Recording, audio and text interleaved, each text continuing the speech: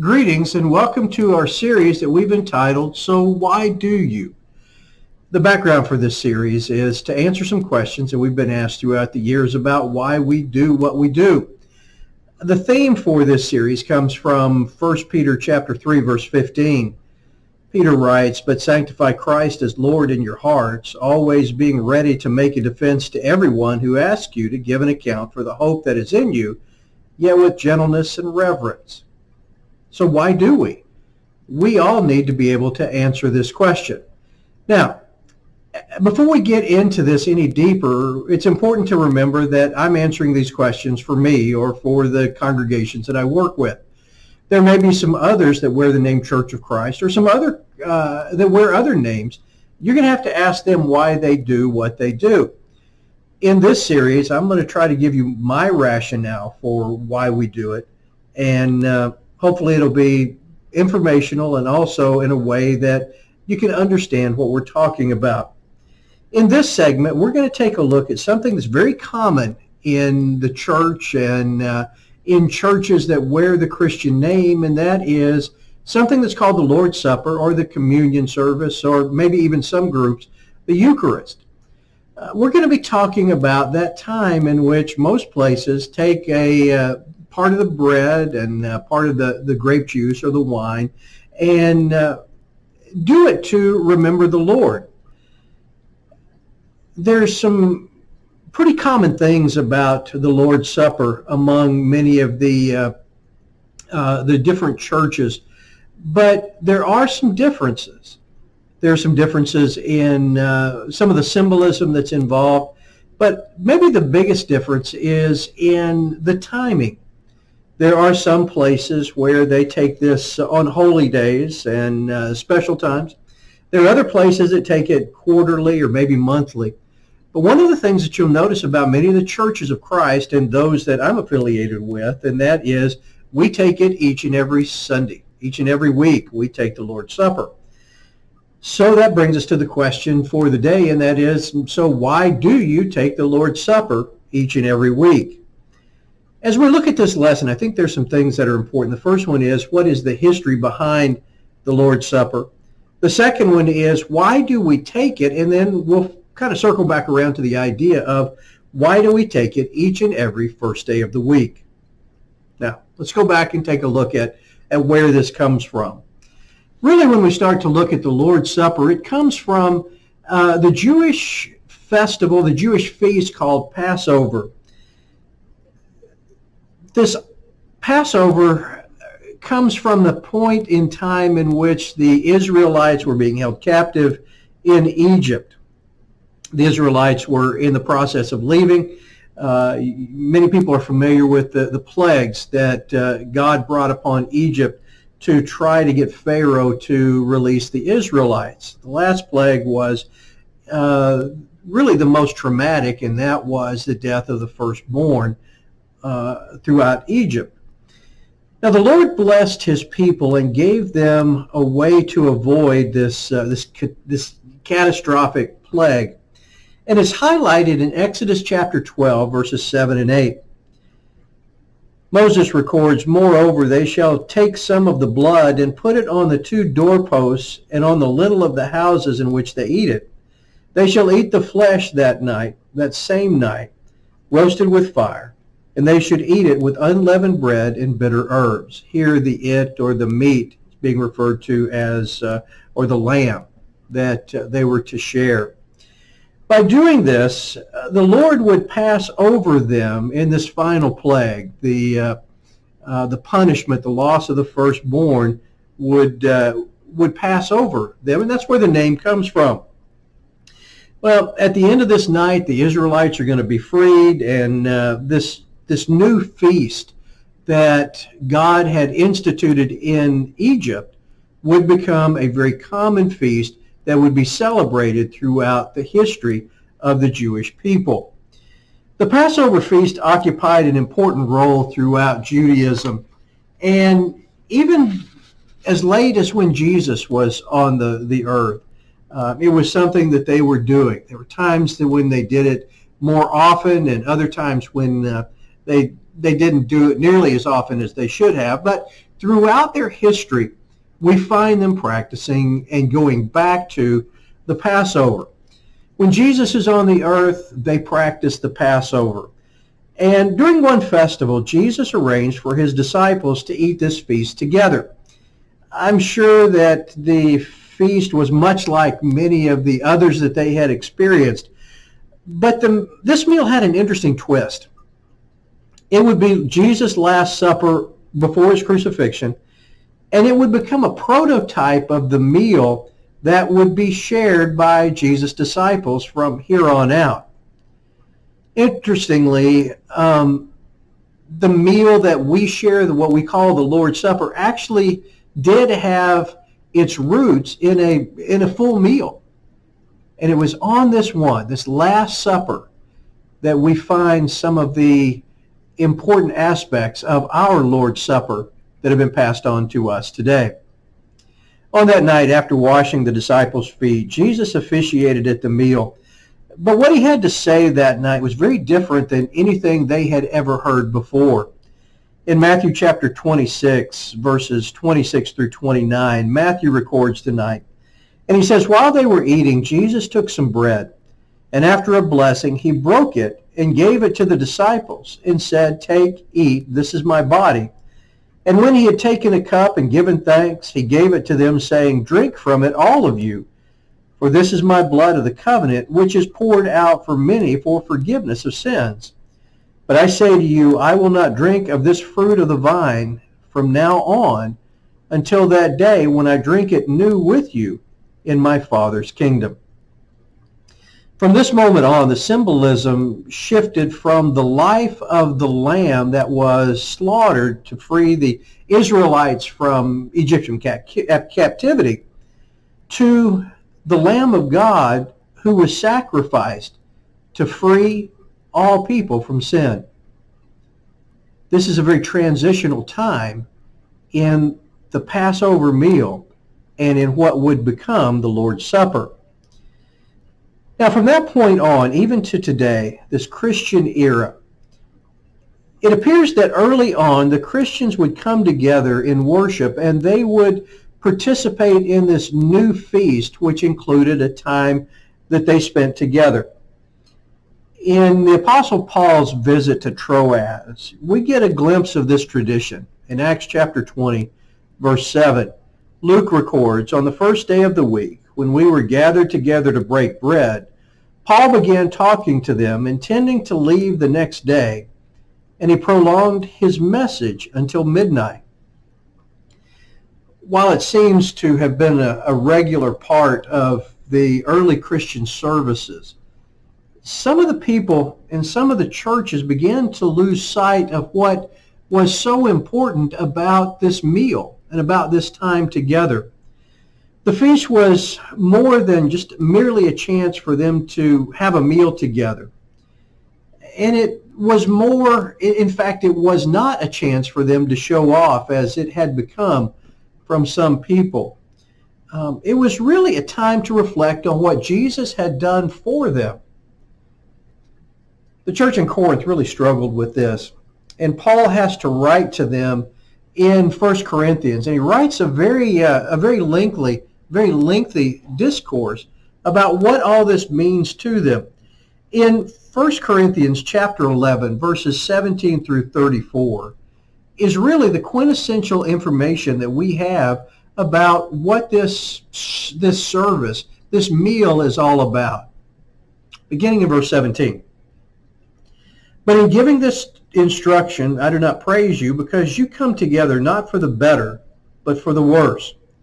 For in the first place, when you come together as a church, I hear that divisions exist among you, and in part I believe it.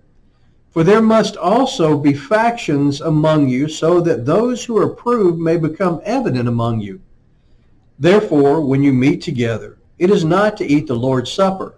For again you're eating, each one takes his own supper first, and one is hungry and another is drunk. What? Do you not have houses in which to eat and drink? Or do you despise the church of God and shame those who have nothing? What shall I say to you? Shall I praise you? In this I will not praise you. For I received from the Lord that which I also delivered to you, that the Lord Jesus, in the night in which he was betrayed, took bread. And when he had given thanks, he broke it and said, This is my body, which is for you.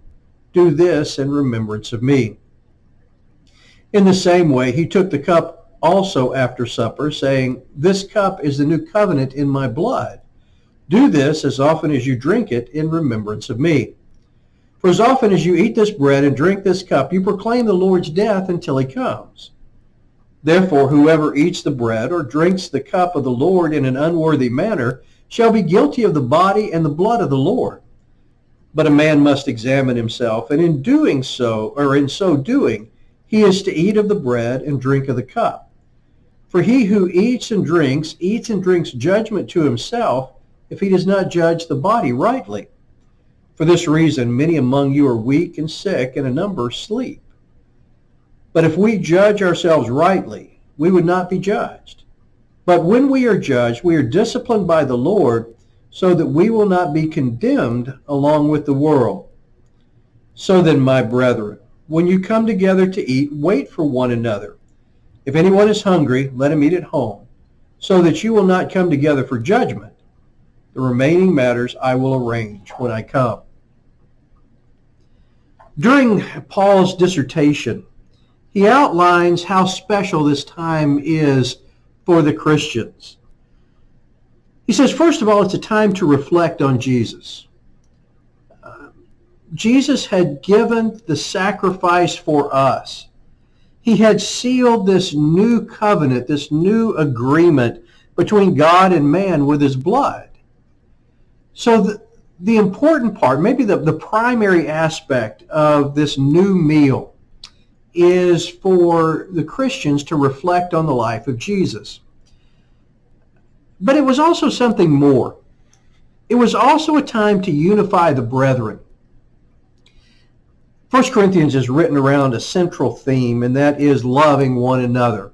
They struggled with it at Corinth. It's a lesson that needed to be taught in just about everything that Paul wrote in that book. They needed to become one body. By observing this meal together, by coming together in the right way, they could heal the divisions within the church. So it was more than just a time to take some bread and take of the cup. It was a time to come together in fellowship, in communion, and that's where part of the concept comes from. A third thing about this meal, this Lord's Supper, is that it's a memorial as a confession of faith. In other words, what we mean by that is every time that they came together to eat this meal, they publicly claimed the validity of Jesus' life and the hope in his return. Not only did they look back to see what Jesus had done for them, they also looked ahead to see that what Jesus was going to do for them. And the first thing he was going to do for them was come back and get them and return them to heaven with him. So it was a proclamation not only about the life that Jesus lived, but also the hope that was in his return. So that's a little bit of the history of, or the New Testament history of the Lord's Supper. Now let's circle back again to our original question. Why do you take the Lord's Supper each and every Sunday? To me, there are three reasons that we observe the Lord's Supper on a weekly basis. The first one is that seems to be the way that the apostles instructed the early church to do it. We read a minute ago from Acts chapter 20, verse 7, in which Luke tells us the story of how the church came together on the first day of the week to break bread. And I think that this gives us an insight into the way they did it back centuries ago. A part of our goal in today's church is to do things as close to the way that they were done in that first century, in an effort to be as much like them, as in an effort to be a church like the ones that we find early on. we really want to go back and do things the way that they did things. And it appears that they took the Lord's Supper each and every first day of the week. I think a second reason to observe the Lord's Supper weekly is that it keeps us grounded and it keeps us focused. The essence of our spiritual existence in our lives is the life, death, and resurrection of Jesus. I need this reminder each and every week. Folks, there's a lot of stuff going on in our world today. There are a lot of challenges that are out there. There are a lot of people that are trying to drag us into the world. And we need to stop and reflect on what Jesus has done. We need to make it a priority to spend time focused on who he is and whose we are. To me, a weekly observance of the Lord's Supper doesn't trivialize it. It magnifies the death, burial, and resurrection of Jesus. It's important for us to spend the time. And for me, it's necessary to do it often. And it's also necessary for me to have it scheduled. So what better way to do this than once a week on the first day of every week? And I think a third reason that it's important to take the Lord's Supper, and it's important to take the Lord's Supper every week, is that it helps me to remember that Christ is going to return. As Paul mentioned to the Corinthians, Jesus is coming back. We need to believe it. We need to proclaim it. And when we take the Lord's Supper, we get the opportunity, as Paul mentioned, to proclaim the Lord's death until he comes. We look back at what he did for us. And just like the Corinthians, we get a chance to look ahead at the hope that we have. Why do we take it on the first day of the week and every first day of the week? Number one, because that's the way the early church seemed to do it. Number two, because we need all the reminders we can get about how important Jesus is. And number three, because it helps us to tell the world that we believe that Jesus is coming again. We hope that you've gotten something out of this look at the Lord's Supper. It's an important part of our worship. It is a reminder of the priorities in our lives. But as we move forward from here, I want to go back to something that we continually mention, and that is that if there's something that I've said or a passage maybe that we brought up that you hadn't thought about before, I encourage you to reach out to me if you've got any questions or any concerns, or if you want to delve a little bit further into the study. As has become our custom, I want to leave you with the words of the Lord to the people of Israel. Back years ago, these words come from Numbers chapter 6, verses 24 through 26. Until we meet again, may the Lord bless you and keep you. The Lord make his face shine on you and be gracious to you. The Lord lift up his countenance on you and give you peace. Now, some thought and discussion questions. Number one, why do you think the Lord's Supper is an important part of our worship? Number two, what do you think about when you're taking the Lord's Supper? Number three, how can we use the Lord's Supper to enhance our communion with God as well as our fellowship with other believers?